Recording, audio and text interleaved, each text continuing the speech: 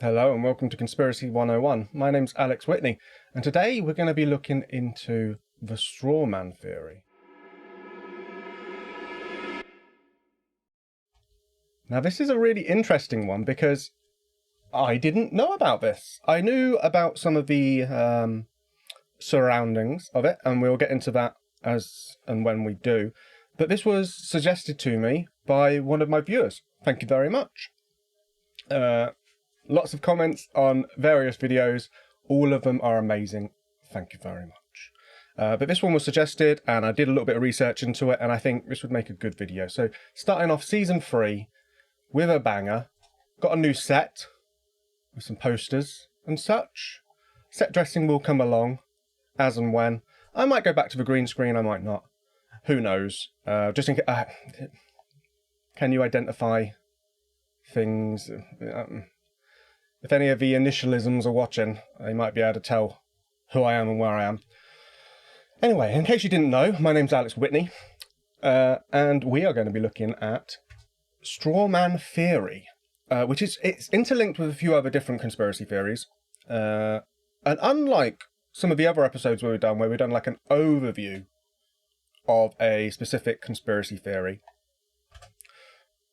with this one we're going into the minutiae, we're going into the details, and it's basically for one detail, again, which was mentioned by one of my viewers. But when and if we get to that, we'll talk about it. Okay, so strawman theory. Let's just read the headlines. Make sure this is working. No, that's the wrong button. Go into this one. Just zoom in a little bit so it's easier to read. Perfect. I'll change my camera in a minute. Strawman theory. Oh, in case this is the first time you're watching Conspiracy 101, we do the research together. You do your own research, we're doing it right now. None of this doing research beforehand and just reading it off afterwards. We read Wikipedia live-ish. We don't do it beforehand. Like other so-called theorists. The strawman theory, also called strawman illusion. I was torn between the two, honestly. Strawman illusion sounds way better. Is a pseudo-legal conspiracy theory originating in the redemption A4V movement and prevalent in the anti-government and tax protester movements such as Sovereign Citizens and Freemen of the Land. The theory holds that an individual has two personas, one of flesh and blood, and the other a separate legal personality, i.e. the strawman. And that one's legal responsibilities belong to the strawman rather than the physical individual. Nope, that's the wrong one. There we go. Right. Notice removal of implied right of access. Shall we have a look at that picture first? I feel like we should have a look at that picture first. Let me just make sure that works. That does work. Awesome. Let's open that in a new tab. That helped. Thanks. Notice removal of implied right of access. Notice is hereby given that all implied rights of access to the land known as 170 North Street, Belfast, County Antrim. Oh, it's UK. Thought this was American. Are removed in respect of the following: any employee or agent of or principal of any other person acting on behalf of the corporate courts, the local councils. Okay, so a bailiff. So this is someone to stop people from recovering debts, I feel. By Sovereign Patrick of the Family, McElroy. Authorised agent and representative for Patrick McElroy. Without prejudice. All natural inalienable rights reserved. Warning. Failure to comply with this notice without lawful excuse or claim of right will be deemed common law trespass, and your unconditional agreement to pay the freeholder the sum of £5,000 sterling or the inflation-adjusted equivalent thereof in compensation, and that a lawful bill will be drawn against you with payment terms of... But, okay, so we already haven't got very deep into this, and this person says you can't come here because I'm not a legal entity, but if you do, your legal entity will have to pay my legal entity money. But he's not a legal entity, so will he not get the money? Right, already I'm confused. It doesn't take a lot. Pseudo law advocates claim that it is possible, through the use of certain redemption procedures and documents, to separate oneself from the straw man, therefore becoming free of the rule of law. That's a really interesting thought, isn't it? Like, what holds us to the laws that are around? And it is sort of just a group mentality, isn't it? Is this group, there are more of them than me, say that you shouldn't murder someone, and as a group, we're going to enforce that.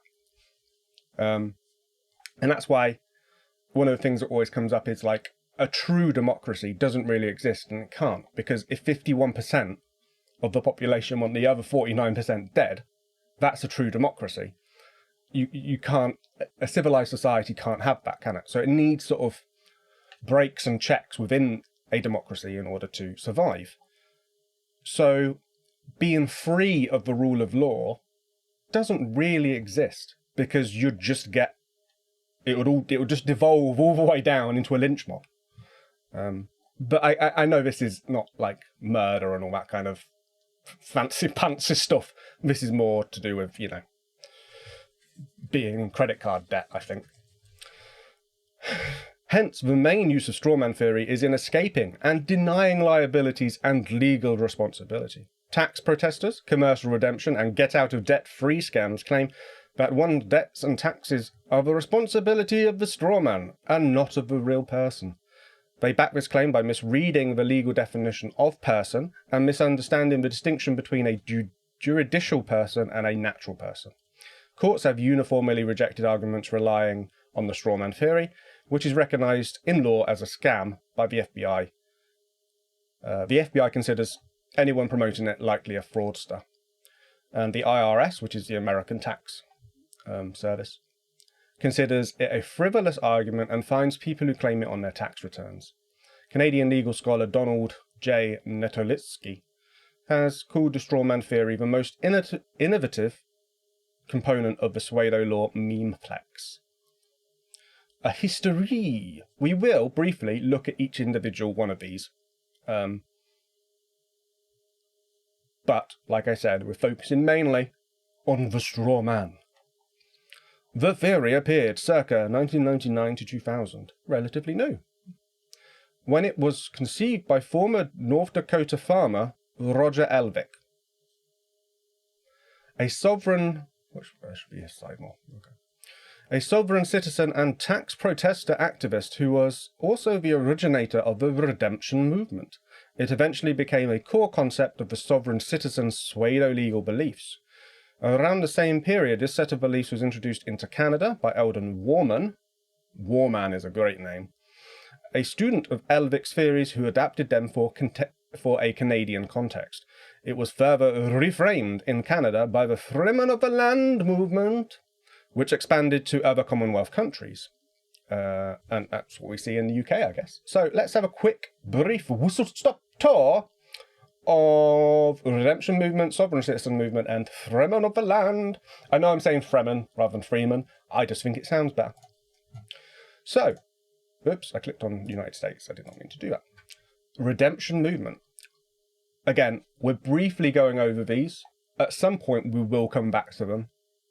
I say that a lot in Conspiracy 101, but it's true.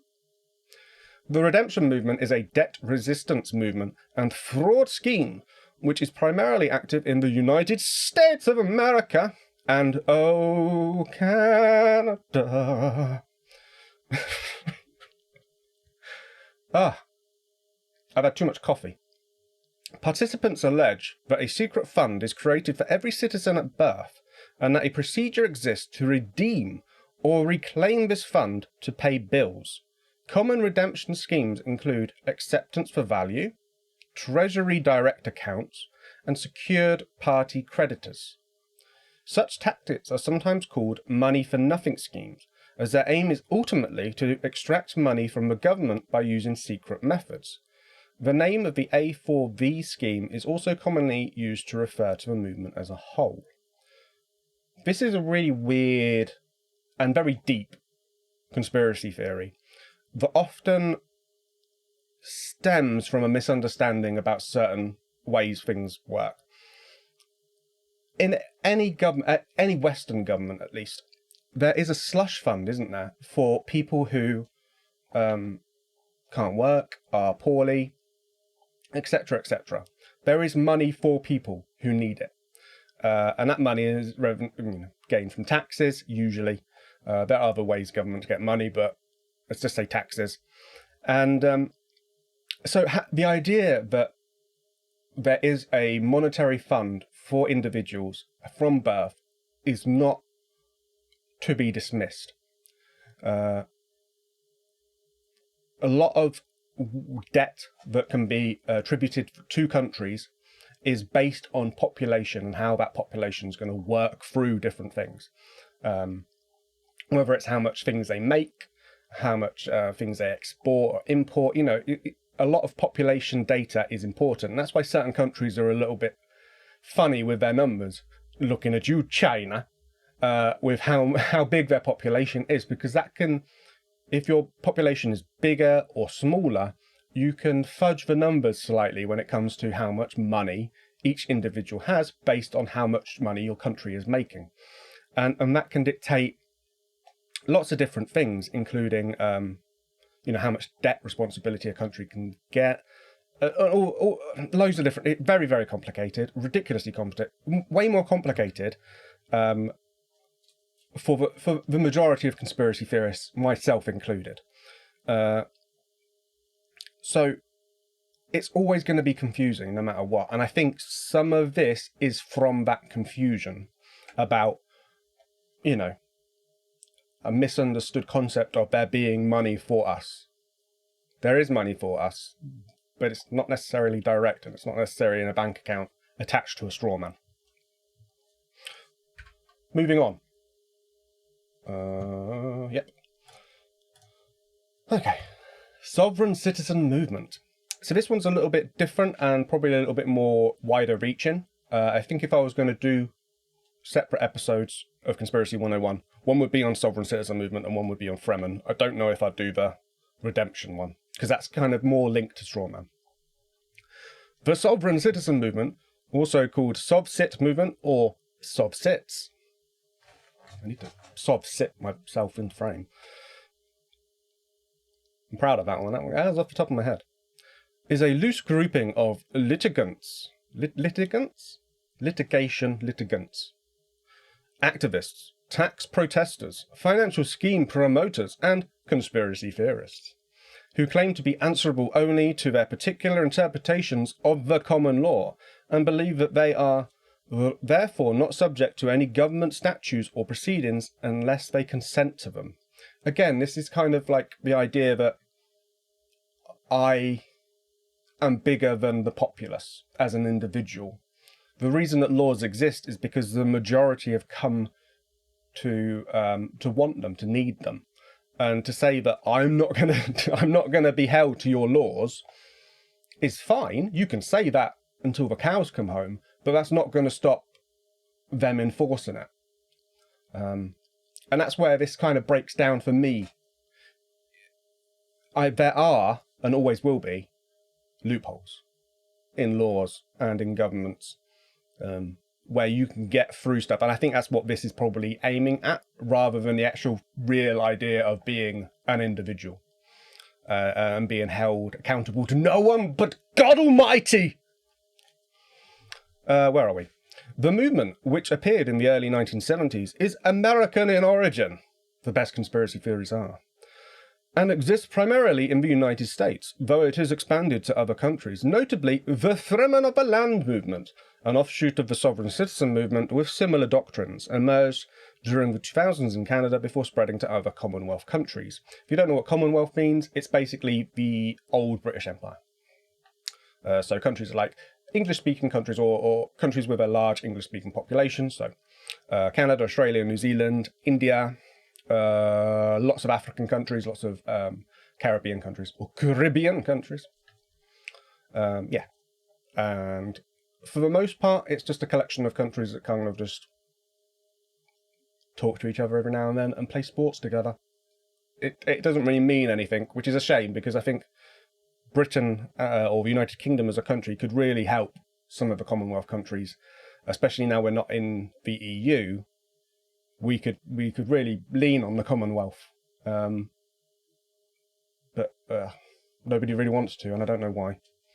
I'm sure there's a reason. There usually is, isn't there? However, sovereign citizens as such have also appeared in these countries and others. Okay. In the United States, the Federal Bureau of Investigation, the FBI, describes sovereign citizens as anti-government extremists who believe that even though they physically reside in this country, they are separate or sovereign from the United States. The sovereign citizen phenomenon is one of the main contemporary sources of pseudo law. You can say pseudo. I prefer pseudo because it sounds stupid. It sounds like suede, and that's lovely and comforting and soft.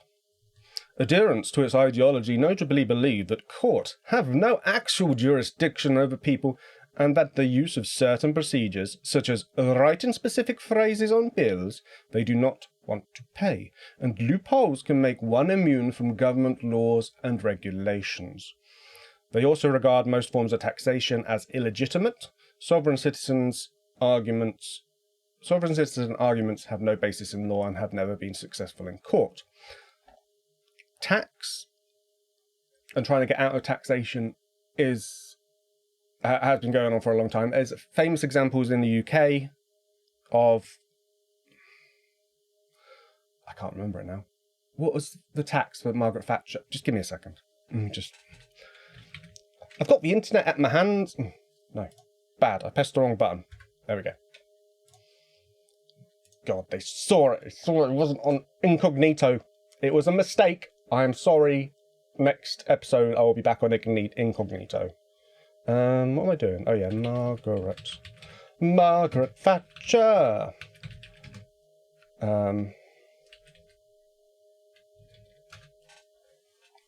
Poll tax, that's the one I'm thinking of. Right. Was a type of tax, and it didn't go down very well. It evolved into council tax, but it basically only lasted a couple of years, and lots of people fought against it within the UK. That's what I was trying to think of. That's all I was trying to think of. I wasn't trying to be clever on often. So, you get the idea. And then, Freemen of the Land movement. The Freemen of the Land movement, sometimes spelled Freemen on the Land, abbreviated to FOTL, also known as Freemen of the Land, the Freeman movement, or simply free man, is a loose group of individuals who adhere to pseudo-legal concepts and conspiracy theories, implying that they are bound by statute laws only if they consent to those laws. They believe that they can therefore declare themselves independent of the government and rule of law, holding that only true law is their own idiosyncratic interpretation of common law. The name Freeman of the Land describes a person who is literally a free man on the land where they live. The Freemen of the Land on the Land movement also advocates schemes to avoid taxes, which it considers to be illegitimate. A lot of these signs around the UK, I don't think they're around anymore, but they were sort of 10-ish years ago, I think. And we've got a BBC News article about them, which is interesting. Legal name fraud. The truth. You ready for this? It's illegal to use a legal name.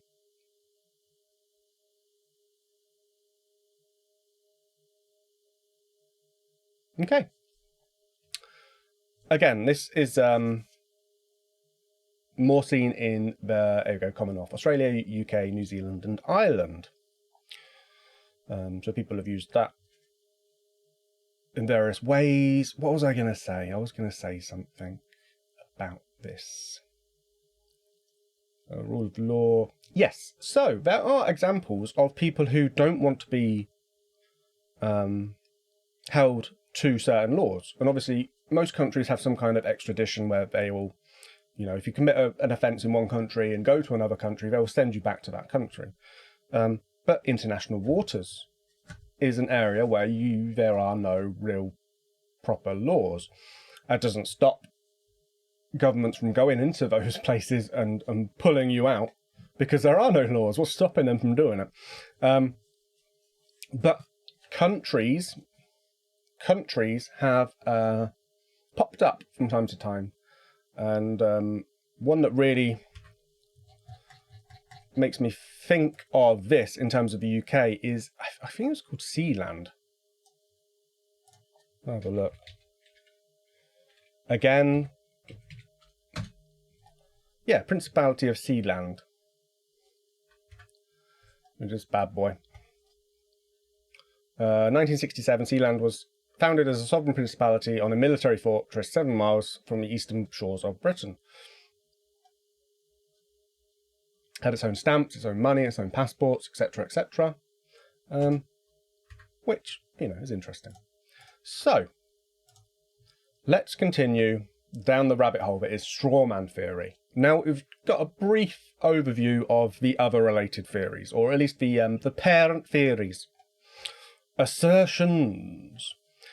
The theory holds that an individual has two personas, and this is where the straw man comes in. One of them is physical, tangible, human being, and the other is a legal person, often referred to as legal fiction. When a baby is born in the US, a birth certificate is issued and the parents apply for a social security number. Sovereigns say that the government uses that birth certificate to set up a secret treasury account, which it funds with an amount ranging from $600,000 to $20 million US, depending on a particular sovereign belief system. Hence, every newborn's rights are split between those held by the flesh and body baby and the corporate shell account.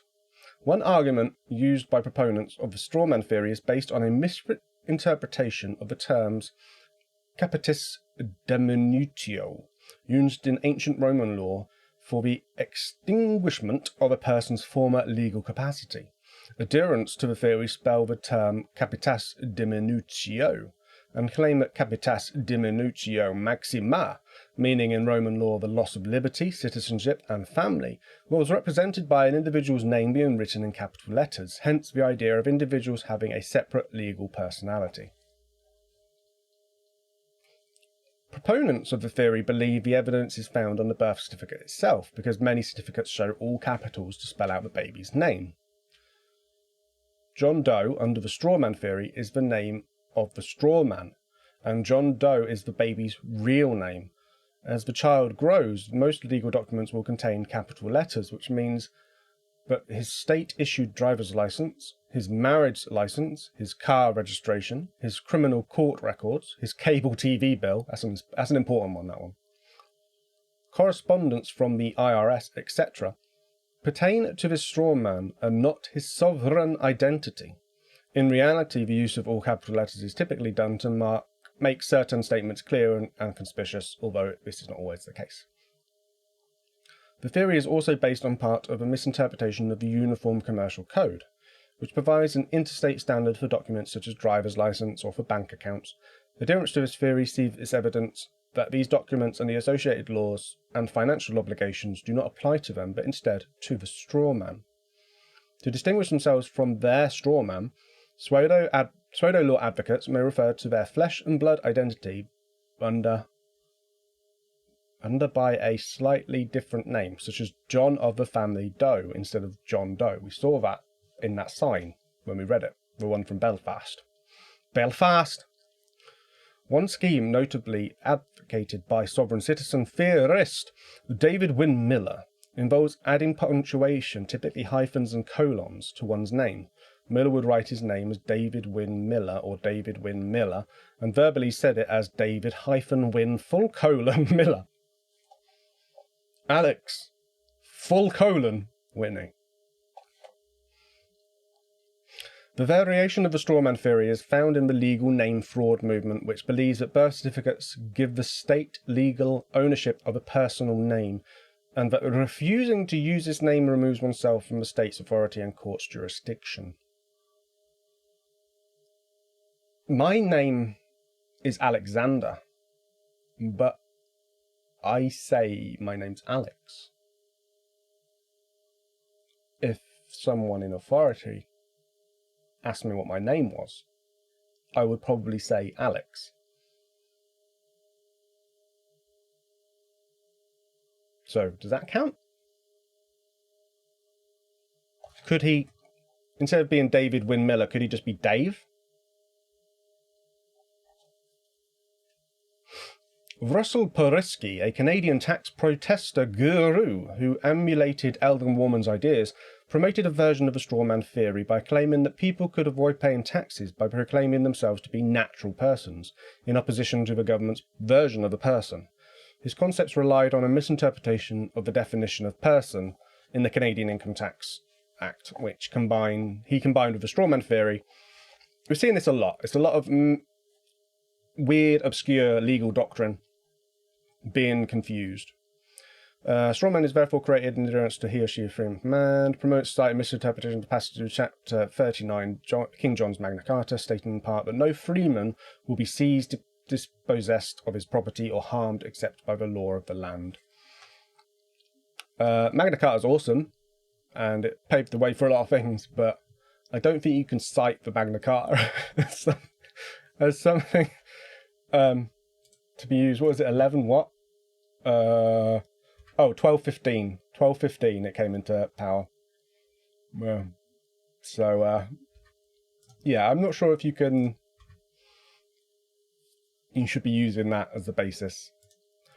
Okay, more redemption style stuff. We talked about that. The freeman of the land for Canadians. Legal status of the theory. In accepted legal theory, there is a difference between what is known as a natural person and that of a corporate person. A corporate personhood applies to business, charities, governments, and other recognised organisations. Court recognise human beings as persons, not as legal fiction joined to a flesh and blood human being, but as one and the same.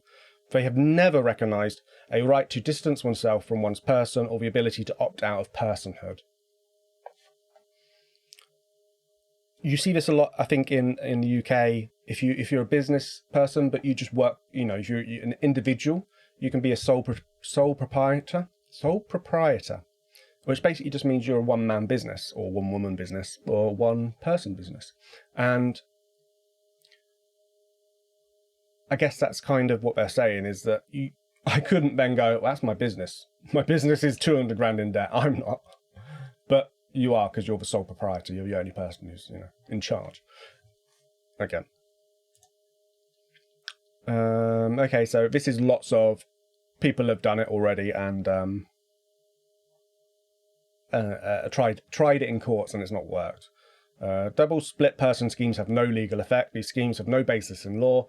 There is only one legal identity that attaches to a person. If a person wishes to add a legal layer to themselves, then a corporation is the proper approach. In 2016, a Billboard campaign promoted the legal name fraud theory in the United Kingdom.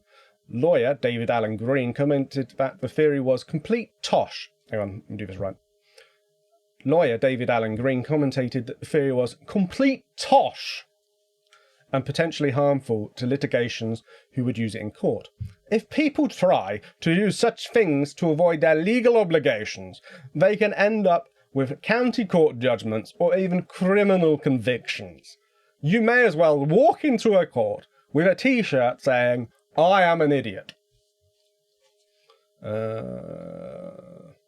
Modern law, any human being is also innately a legal person. Yeah. So we've got some relevant cases.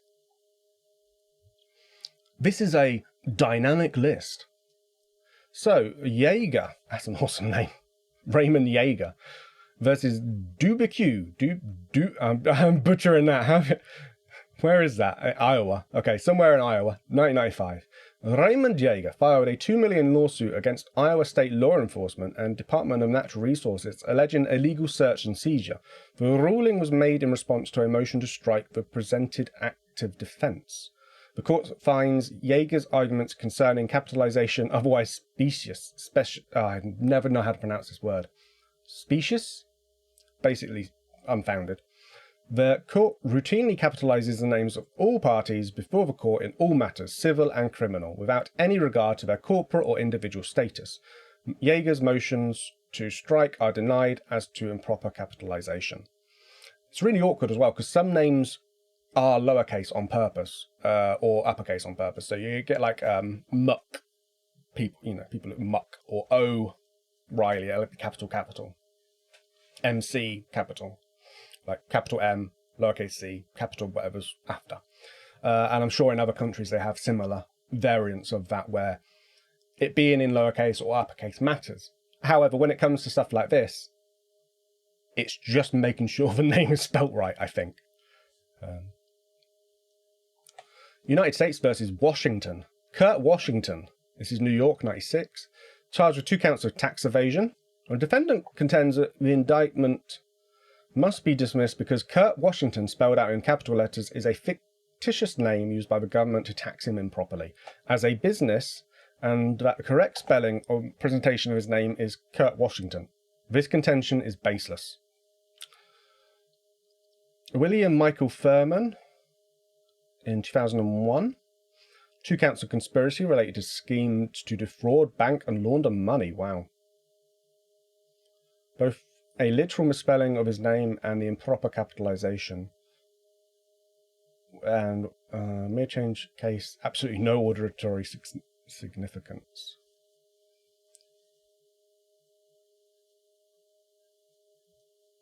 Okay, so he's just spelling Michael wrong. Maciel. State of Colorado versus Drew. Again, this is a lot of these are American, aren't they? And this is capitalization. Dennis Larry Meads. This is Alberta, so this is Canada. Involved a contentious divorce case. Detailed a contract between himself, styled as : Dennis Leary : Meads : and his strawman styled as Dennis Larry Meads. Stipulating that his spousal and child support obligations should be paid by using the money from the strawman's purportedly secret 100 billion public treasury bank account. Oh, this is mean. I can't do a Canadian accent. Oh, Canada. About. It is very unfortunate. Oh, I don't know where that's going. Let's run with it. It is very unfortunate that any person, Scottish, would be so gullible as to believe that free money can be obtained by these theatrics. But nevertheless, some, like Mr. Meads, appear unable to resist the temptation of wealth without obligation. Mr. Meads is Mr. Meads, in all his physical or imaginary aspects. He would experience and obtain the same effect and success if he appeared in court and selectively donned and removed a rubber Halloween mask which portrays the appearance of another person, asserting at this or any point that the masked person is the one liable to Miss Meads. That's beautiful. Okay, Queensland, so Australia? Is that? Yep. Kim Anthony Sweet, charged with 2 drug offences, filed an application to dismiss due to incorrect identification of the applicant, alleging that his straw man was the one liable for the charges. You can see where that's going. Oh, that's it. That's the end. Very interesting. Okay, so Wikipedia is not sparse. It has a lot. But we're going to deep dive into a few others. Let me just have a look, see what there is. So we've got some definitions, which we'll go through. We've got some... Oh yeah, we've got some stuff from the UK. We've got lots of PDFs, which is interesting. We've got an article about it, which might hopefully have some quotes from people who believe in this. And then we've got the BBC News article. And we've also got a website that is still up talking about the straw man from the side of the conspiracy theorists, if that makes sense. What none of them seem to talk about, including the Wikipedia article, is the comment that was left on one of my other videos, in which it described people genuinely thinking that the straw man was not a representation of themselves in paper only, or an idea that the government uses in order to tax and untax and all that kind of stuff, but a literal straw man, an effigy. And being an Englishman, I appreciate a good effigy. We have a tradition in the UK where we burn an effigy every year on 5th of November. So effigies as an idea is very interesting. And the effigy we burned was very anti-government too. And I'm not going to go into it. Google Guy Fawkes if you don't know. And but someone believing that there is a US population 300 million. There are 300 million effigies, mini voodoo dolls, actual strawman like size figures, maybe little miniature like Russian dolls in like this giant Indiana Jones warehouse. The thought of that is inspiring. Right, moving on. Let's go through some of the laws, and then we'll go through some of the news articles, and then we'll end on the actual one that believes it. Oops, couldn't unfreeze it. There we go. So this is from Southern Poverty Law Centre, which I think when you say that, it's one of those, it's anti-hate basically group, isn't it? But when you say it, it's one of those ones that sometimes people get annoyed about in the US. For me, it's just a website. I think it's one of those things, it's like the Anti-Defamation League? If you're getting annoyed at it, it's probably, just be careful, you know. Sovereign citizens movement. Sovereign citizens believe they are not under jurisdiction of the federal government and can consider themselves exempt from US law. They use a variety of conspiracy theories and falsehoods to justify their beliefs and their activities, some of which are illegal and violent. Excuse me. Let me just have a drink. Going to exercise my Fremen abilities to recycle water. They clog up the courts with indecipherable filings, and when cornered, many of them lash out, retaliating through acts of paper terrorism, and in the most extreme cases, acts of deadly violence, usually directed against government officials. In May 2010, for example, a father-son team of sovereigns murdered 2 police officers with an assault rifle when they were pulled over on the interstate while traveling through West Memphis, Arkansas. The roots of the movement are racist and anti-Semitic. I think the roots of it are Christian. Leave that on the table. It was founded by William Potter Gale, former member of the John Birch Society. Potter formed a group of anti-government Christian identity adherents who mistrusted state and federal officials. That's kind of what America's based on, isn't it? The white population of America is basically Europeans that didn't like the government. They believed that non-white people were not human and that Jews possessed a satanic plot to take over the world. They identified themselves as posse comitatus, which is Latin for power of the country. Oh no, county, sorry. Power of the county. This and centres on the idea that county sheriffs are the highest governmental authority. Huh. Well, in my English brain thinks, when I think of county sheriffs, I don't think of like, you know, Texas Walker Ranger or whatever, like an American, like, wow, cowboy. I think of Sheriff of Nottingham and Robin Hood and Disney films. You're going in and taking our money. Posse comitatus is based on the Sheriff's Act 1887, which allowed sheriffs to form a posse that would assist them in hunting down and arresting criminals. I've always liked that in American law. You can deputise someone, can't you? It doesn't really work in here in this country because you don't get deputised, but you can help. You can do citizens' arrests and stuff like that. But in America, they can like, here's a gun, you're a deputy now. Potter's posse believed they served under common law based on their interpretation of the Bible, rather than civil law, legitimate laws formed by the American legal system. The problem with that is you can believe that, but it will cross over to a point where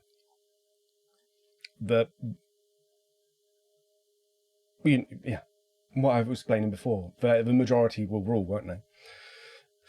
For the most part. The activities of Potter's posse, many of them crimes, included refusal to pay taxes, filing property liens, and committing violence against public officials. I don't know what liens is. Let's Google that. I've never heard that word in my life. A right to keep possession of property belonging to another person until a debt owed by that person is discharged. And it's pronounced lien. These actions which were established by Gale's group have become customary in today's sovereign citizen movement. What has changed since the movement's inception is the white supremacist ideology that initially dominated it. Contemporary sovereign citizens hold varying racial ideologies and include a variety of people, although most commonly white and African American. Black. As someone from the UK, using the word African American seems odd, and yeah, I have a dislike for it. It's confusing. It's not as simple as other ways of saying a black person, like nicely as well. Not, you know. Moving on. Sovereign belief system. Whoa, this is long. I'm not reading all this. Look at this. Jesus. Oh, hello. What's this? Oh, look at it. Okay. I like maps.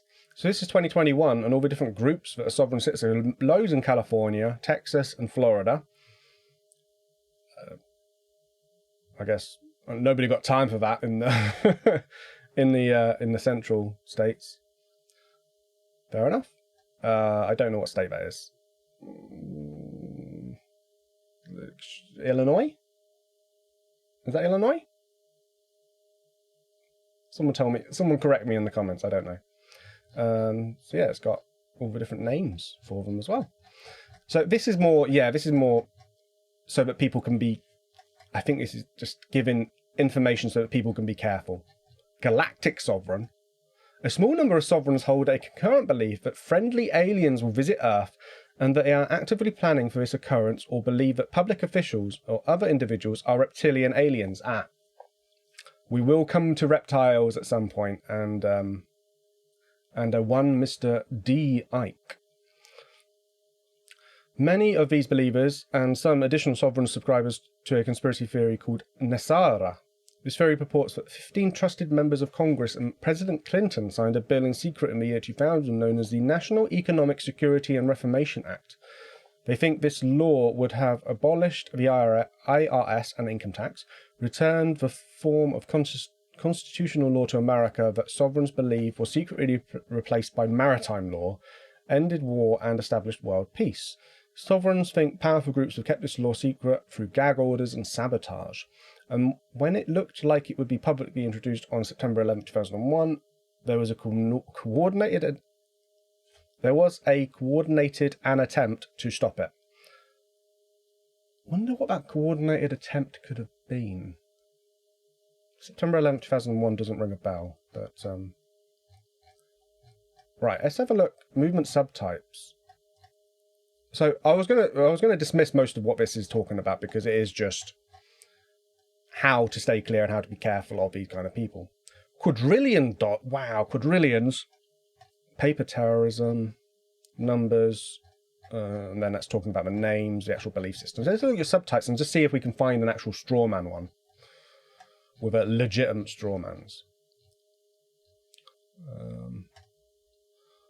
Official left jury.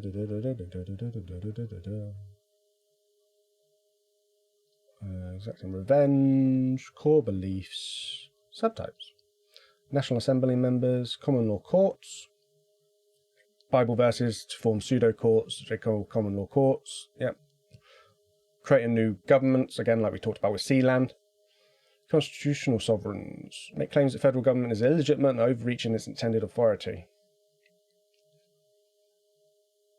Okay, galactic sovereigns, that's awesome. Moorish sovereigns, these individuals are both Moors and sovereigns. Okay, what does it mean by Moor? Because Moor, before we read it, Moor is like the people who invaded the Iberian, so Portugal and Spain. The the Arab. No, we're not really Arabs, are we? Islamic? Were they Islamic? I think they were, weren't they? Because they introduced Islam to Spain. But yeah, Moorish people are kind of like, what countries are there? Morocco and Tunisia. Those kind of countries. North Africans. Is that right? And then you see Moors on a lot of flags. I think, is it Malta has a Moor on their flag? One of the Mediterranean islands has a Moor on their flag. Okay, these individuals are both Moors and sovereigns. They believe that they were America's original inhabitants and therefore entitled to self-governing nation within a nation status, claiming to possess territories within the United States made up of land they do not legally own. Members are almost always African American. There we go, so that makes sense. But their supposed magic key to exemption from the law is their claim that they are descendants of Moroccan Moors and thus subject to the 1786 Moroccan-American Treaty of Friendship, which they believe gives them exemption from American law. They think their indigenous status provides them with similar privileges to American Indians. Moorish sovereigns have their own set of gurus who they study and groups they can join, including Wichita and the United States of American Republic government. They also offer items for members to purchase, including fake identification cards and license plates listing the name of the territory they claim to belong to. The tactic used predominantly by Moorish sovereigns is adverse possession, which involves squatting in foreclosed and other properties. They have been known to cause extensive property damage and create significant problems for rightful owners. Some people who currently or previously identified as Nuwapians, or Yamasee Indian, all of whom followed Dwight York, have joined Moorish sovereign groups since York's incarceration for transporting minors across straight lines for sexual purposes and racketeering. York is serving a 135-year sentence. Well, that took a shift at the end, didn't it? So this is really interesting, and it made me think of something, and now I can't remember what it was. So they're using a very old law that makes them think that they are exempt from American law.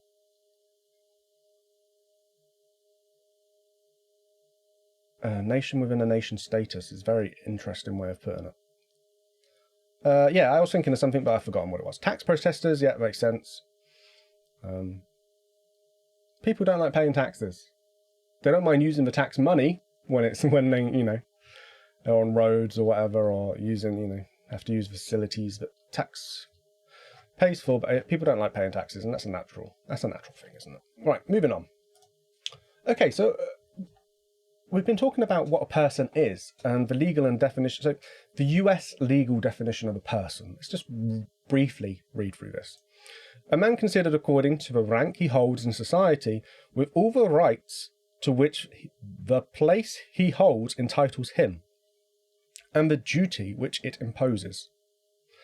A human being considered as capable of having rights and of being charged with duties, whilst a thing is an object over which rights may be exercised. Right, moving on. That was weird. Okay, so now we've got a few different like PDFs. I'm not sure if any of these are going to be good. Program. That's not how you spell program, but whatever. I read it as pogrom, and I was like, hang on a second. Program on extremism. The program on extremism at George Washington University provides analysis on issues related to violent and non-violent extremism. Okay, so this is literally just about sovereign citizens. So this is the abstract. Let's just read the abstract, and then I think I'll move on unless there's some like pretty pictures. When surveyed, United States law enforcement consistently ranks sovereign citizens as the top domestic extremist threat, even greater than presented by homegrown jihadists. Despite the considerable size of the movement, estimated to include hundreds of thousands of adherents, few Americans know what sovereigns believe and how those beliefs inform their actions. So-called sovereign citizens believe in an alternate history of the US, replacing reality with a vast conspiracy governed by complex arcane rules. They believe that if someone understands and properly invokes those rules, that person is exempt from many laws, including the obligations to pay taxes, and that he or she, or they, can be empowered to seize private property, enforce legal actions against individuals, and claim money from the government. When faced with arrest for illegal actions that they believe are legal, sovereign citizens can become violent. What exactly do sovereigns believe? The answer is complicated. There are many variations of the sovereign ideology, and while some are more common than others, any two sovereign citizens might offer different explanations. And the explanations that are offered may seem incoherent to people who are not immersed in sovereign subculture. Although the movement itself is relatively young, very interesting that. First meaningful coalescing in the 1990s and growing rapidly since, it is based on beliefs that go back decades. Yeah, the idea of not paying tax, even in our subconscious, is huge, isn't it? I think of Robin Hood. In order to bring to light this topic, the paper will outline the basic concepts and provide information of its origins. Very interesting. Got any pictures? Got any pictures?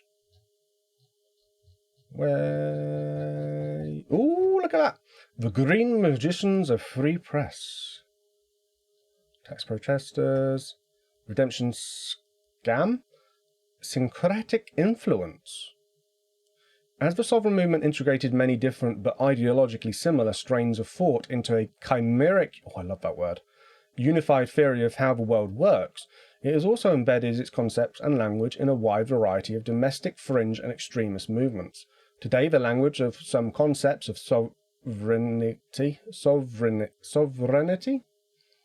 particularly the idea of common law, has spread to movements that are not primarily sovereign in orientation, including the Patriot movement, white and black nationalism, and anarchism.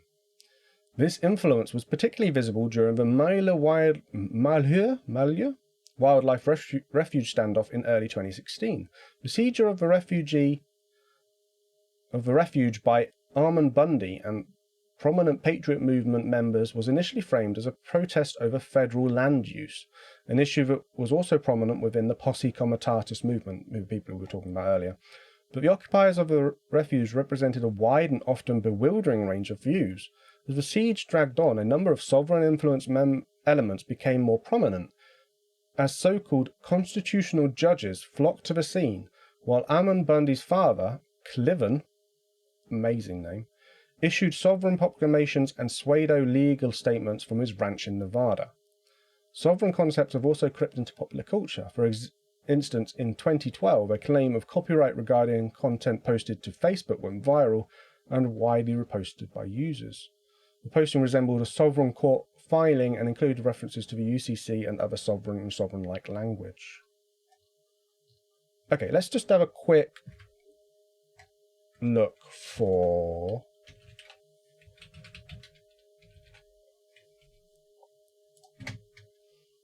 Okay, so there are three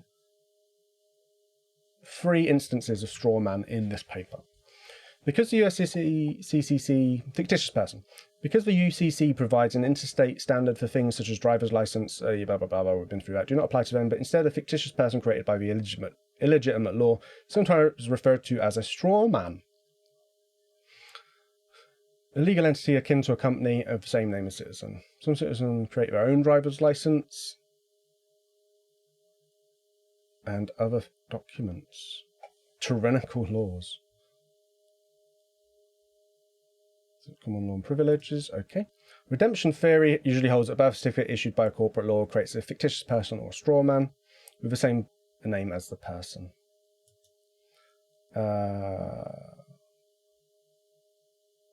Okay. So, yeah, and then it's just an article. That's a shame. Nothing about real straw men. Okay, so this is from the Wayback Machine, which I love. And this is Judiciary of England and Wales. I guess it's called Benchmark. And it has lots of different articles in it. It's like one of those magazine kind of things. So let's just block in my thing, as I always do. Cause I'm mental, ain't I? All right, what we got? Fresh breadth of experience. That's the fresh breath if ever I saw one. Docketing system shows promising results. New directors. Article. Presumption of death. Awesome. Seeing justice done, Cambodia. Breaking new ground, United. Securing a decent society. He'd secure one. He could. Justice Edwin Cameron. Yes, you could. What we can learn from each other? Oh, it's the same guy. Nonsense or loophole. This sounds like us. The Occupy London protests saw prominent roles being played by self-styled freemen of the land. A set of beliefs described, depending on the source, as a credible method of opting out of being governed or pseudo-legal woo.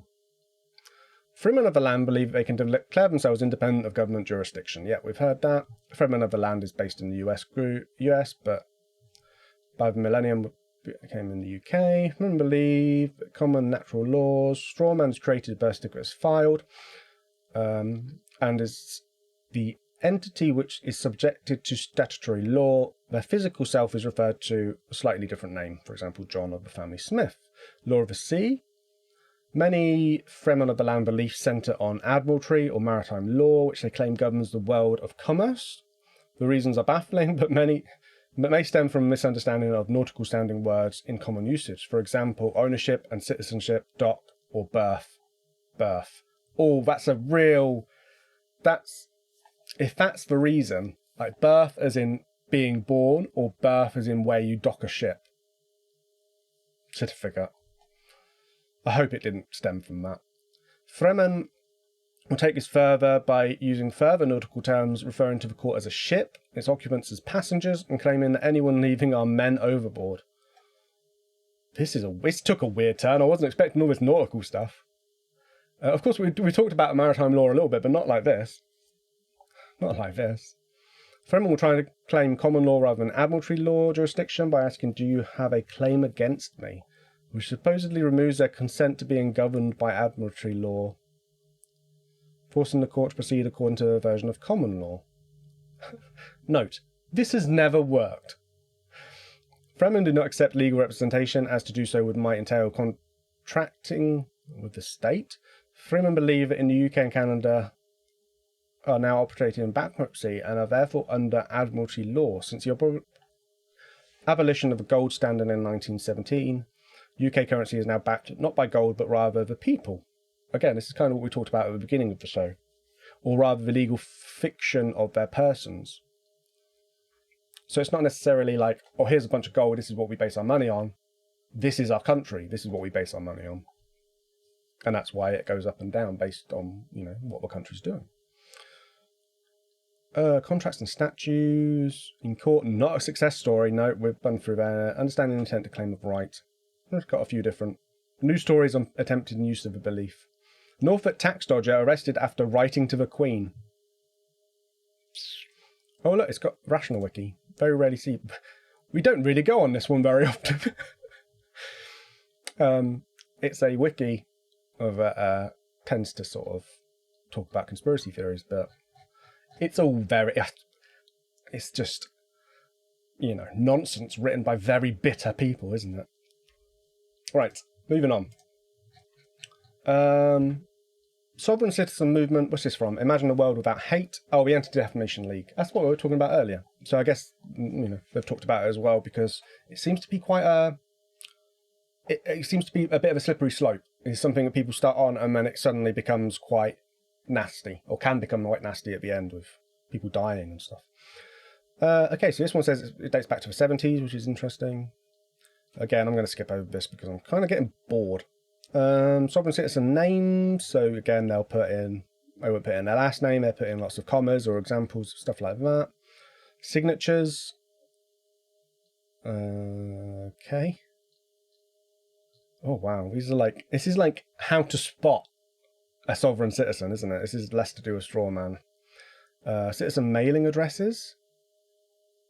Near. Postal zone. I don't actually live here, but zip exempt. Zip code is like a postal code. We call it a postcode here. It's just to help the postman. It's nothing to do with... Yeah. Although, saying that, it's nothing to do with stuff. We do use postcodes to dictate a lot of stuff in government. So that I can, having a second thought about it, postcodes do, to a point where it's even so, we call it a postcode lottery. It can be where you live dictates how good your NHS is, how good your schooling is, etc., etc. And just someone living across the street. I remember when I lived in Birmingham for a bit, and there was literally across the street, I'm not exaggerating, literally across the street from me, it was a main road, it was a big road, across the street from me was a doctor's, a GP surgery, a general practice surgery. So in the UK, if you're poorly, you go to the doctors first usually, as long as it's not an emergency. And literally across the road, we weren't allowed in that one because we were in the wrong postcode area, and we had to go 2 miles down the road in order to go to a different surgery. And it was just because the bracket wasn't like a circle around of GPs, expanding out. It was like that, and the GPs was on the edge. Ridiculous, absolutely ridiculous. So anyway, I'm a sovereign citizen now, and I would like to be called Alex : Whitney. No, there's not enough pictures in that one for me. All right, now we've got a news article called Screw the Taxman: The Weird Ideas of Tax Cheaters. This is from Digital Journal and from 2006. The internet has always been a hotbed of This might be better for that one, actually. No, not that one, that one. The internet has always been a hotbed of wacky but harmless ideas. Yes, it has. That's not the case with anti-tax movement. These money-saving schemes can cost you everything. Digital Journal. Each April we remember Benjamin Franklin's theory on the inevitability of death and taxes. But for those who believe that they can avoid paying income tax through clever loopholes, Franklin's quote becomes just another government conspiracy. Another thing, adding on to that, if you are rich enough, you can avoid tax by quite a lot by using loopholes. And maybe that's not a misunderstanding, but a pauper's version, isn't it, really? If you are rich enough, the tax statements of the elite, the very wealthy, the amount of money that corporations avoid. There was a big thing, the Panama Papers. Was it Panama Papers? A few celebrities in the UK got sort of named and shamed for not paying taxes, for using loopholes to pay less tax through. And it is, if you're rich enough, you can pay very clever people to find loopholes, and they always will. That's the kind of problem, isn't it? Because it is so complicated, because there are so many different people to tax, so many different things to tax, so many areas where things aren't taxed. For good reason. In the UK, for example, books aren't taxed. There's no tax to pay on a book, and that's a good thing. You want books to be as cheap as they possibly can so that people can buy them. Milk and bread are usually taxed less than our tax is a little bit more simpler than America. America's tax is all over the place, isn't it? Because it's state-based, whereas ours is kind of like just pretty across the board for all 4 countries. But yeah, I can see why it's slowly making sense as to why it exists. Sense of in jails, tax fraud, conspiracy, yeah, okay. Taxes, borrow a phrase from Altoids, curiously strong. Beautiful. Many ridiculous schemes concocted by tax resist. Again, this is moving away from the strawman theory, I feel. Top 5 de-taxer claims. These tactics have all been employed by tax protesters over the years and have been consistently struck down, resulting in heavy fines, repossession, and sometimes incarceration. Income tax is voluntary, so bite me. Paper money isn't real, only gold coins are. That's an interesting one. In the UK, I might have some money in my... So, in the UK, we don't have a gold standard, but UK coins are the legal tender. Bank notes aren't necessarily... I don't know if this will show up, actually. So I've got a £5 note here, the new fancy ones. Not that you can get the old ones anyway. And on it, does it say it? There we go. It says, underneath it, it says, I promise to pay. You can barely read it, because it's not. But I promise to pay. Hang on a second. I promise to pay the bearer on demand. what does it say? The sum of £5. This is not this is not money.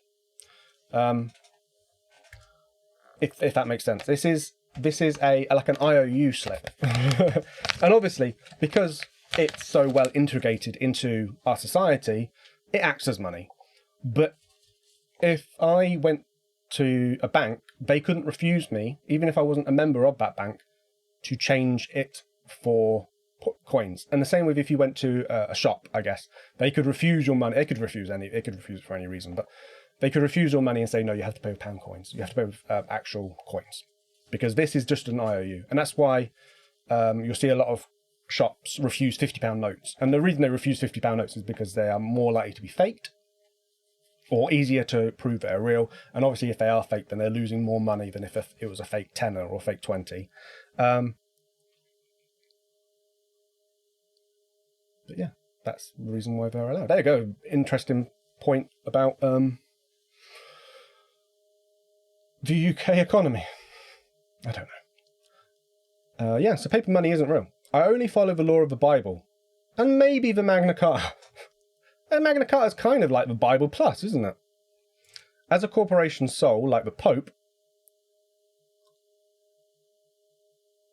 soul is in... Is that meant to be soul as in S-O-U-L? Or maybe he's trying to be a fish. I am not a taxpayer. Cool, eh? The unusual dash spelling, comma, of my colon name means you've got the wrong guy, period. Okay, right, let's end it on a UK BBC News article. The mystery of the legal name fraud billboards. So this is from 2016. Oh, it's not as long ago as I thought it was. Legal name fraud, the truth. It's illegal to use a legal name. This is by John Kelly. Thanks, John. Scores of protesters... I'm going to just try that again. Scores of posters have appeared around the UK warning of legal name fraud. What does this mean? And who is paying for the adverts? The message is spelled out in bold capital letters. Legal name fraud. It says then below, the truth. And finally, it's illegal to use a legal name. The first time I saw the 10-foot by 20-foot billboard near my flat in Kilburn, northwest London. Ooh, who lives in London? Ooh. I stopped and stared, completely baffled. What was a legal name exactly? Surely to say it was illegal was an obvious contradiction. And who on earth was behind the advert? I'm not the only one to have been left puzzled. A quick Google search revealed similar posters have appeared in Birmingham, Dundee, Essex, Gloucester, Grimsby, Guildford, Lincoln, Liverpool, Plymouth, Reading, Southport, Teesside and Truro. And in each, the local press has reacted with varying levels of bemusement. A Facebook page dedicated to posting photos of the billboards includes dozens more. Another website has more than 120 images of legal name fraud posters. But no one seems to know what message these adverts are actually attempting to go across.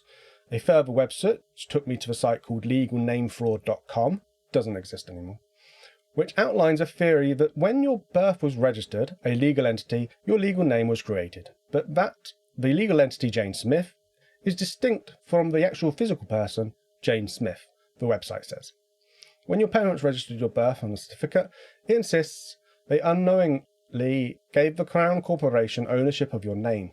Simply thus, all legal names are owned by the Crown, and therefore using a legal name without their written permission is fraud.